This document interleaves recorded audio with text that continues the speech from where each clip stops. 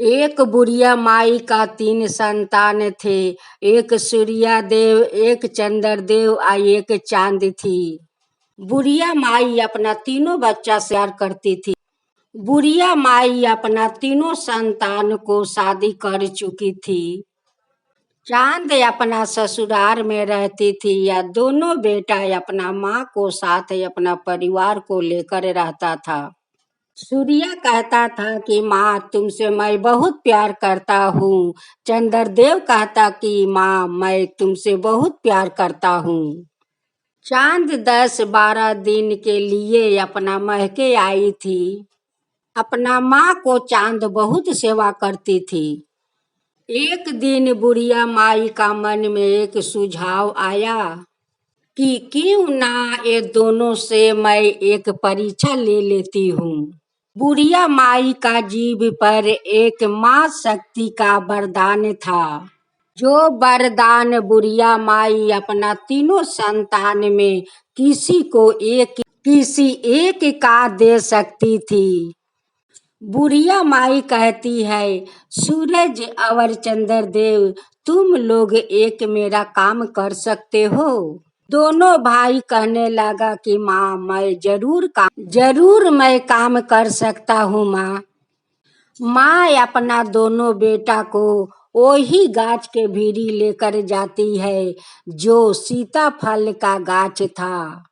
उसी गाछ का पास ले जाती है और दिखाती है कि देखो बेटा, इस गाछ में देखते हो वो डाल में एक सीताफल लटके हुए है। हमें तो वही फल चाहिए, तुम लोग तोड़कर आन दोगे।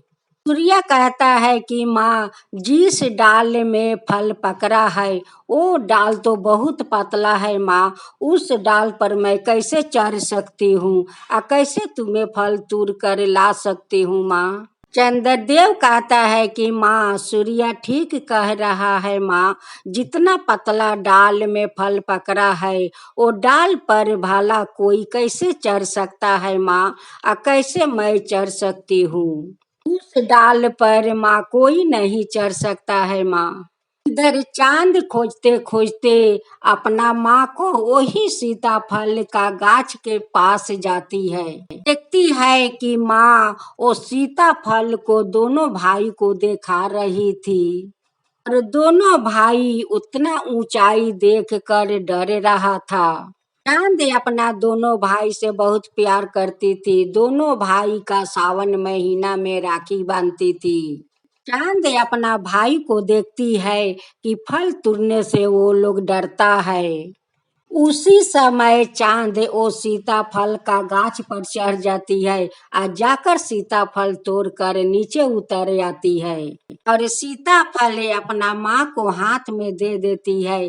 माँ उनकी पीठ थपथपाते हुए आशीर्वाद दे रही थी और कहती है कि चबस बेटी चबस, जो तुम्हारा भाई नहीं कर सका वो तुम कर कर दिखाई हो बेटी। बुढ़िया माई सीताफल ले जाकर घर में बहुत अच्छे से रख देती है और कहती है कि जब मेरी बेटी ससुराल जाएगी तो यही सीताफल उनकी खोइछा में मैं दे दूंगी।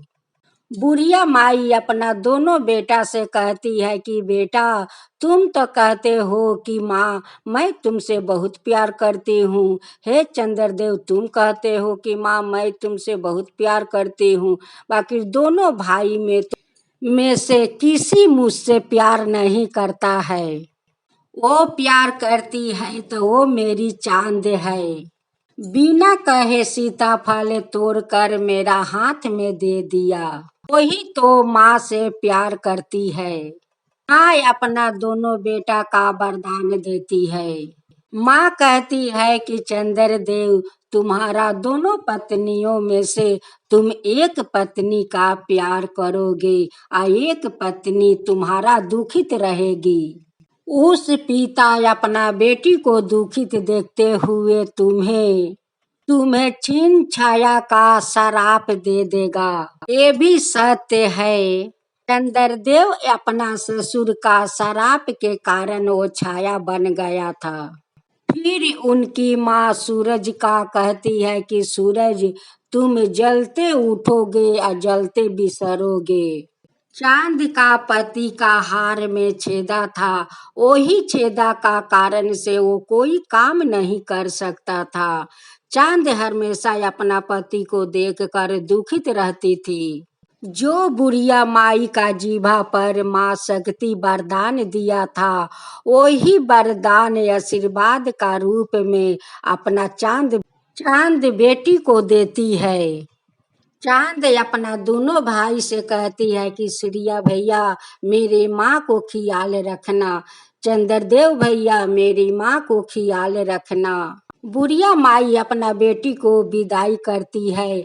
खोइछे में धान दूबा हल्दी पान सुपारी और सिरफल फल देती है और माँ कहती है कि बेटी ये सिरफल फल अपना पति को पूरा खिला देना। जो वो फल खाता वही शक्तिमान बन जाता। चांद अपना ससुराल जाती है और अपना पति को वही सिरफल फल खिला देती है। और सिरफल फल खाकर उनके पति का हार का छेदा ठीक हो जाता है और वो शक्तिशाली बन जाता है। एक दिन बहुत सारे लोग पहाड़ तोड़कर खेती बना रहा था। चांद का पति सोचने लगा कि सब लोग पहाड़ तोड़ तोड़ कर खेती बना रहा है, मैं भी जाती हूँ पहाड़ तोड़कर खेती बनाती हूँ। चांद का पति वही पहाड़ पर जाता है और वहाँ का सारे लोग कहते हैं कि तुम वो ऊंचाई पहाड़ देखते हो, जाओ वही पहाड़ का तोड़कर तुम वही पर अपना खेती बनाओ।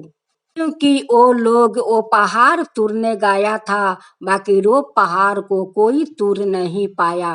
इसलिए तो वो लोग चांद का पति का वही पहाड़ तोड़ने के लिए बैठा दिया। चांद का पति वही पहाड़ पर जा पहुंचता है और वो उस पहाड़ पर सूर्यदेव और चंद्रदेव आते हैं और सूर्यदेव अपना दृष्टि से पहाड़ को पिघला देता है।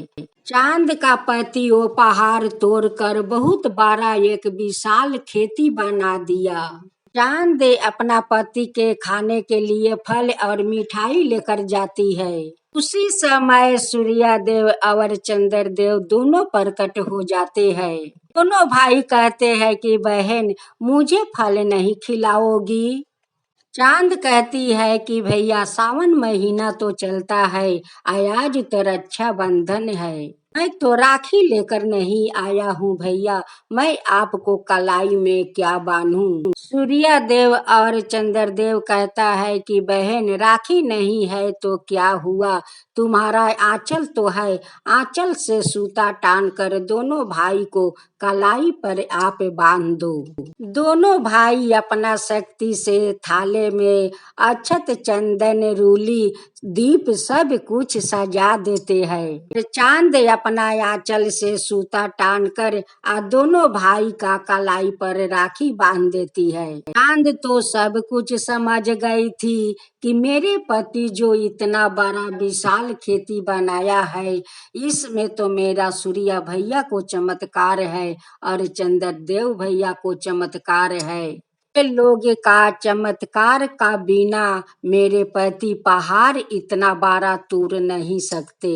तो सूर्यदेव का चमत्कार है, चंद्रदेव को चमत्कार है। दोनों भाई अपना बहन को आशीर्वाद देकर अंतर ध्यान हो जाते हैं। चांद कहती है कि भैया फिर से यही जमीन पर मैं राखी बांधने आऊंगी। ये कहानी कहने वाला पर, सुनने वाला पर, हुकारी पारने वाला पर सब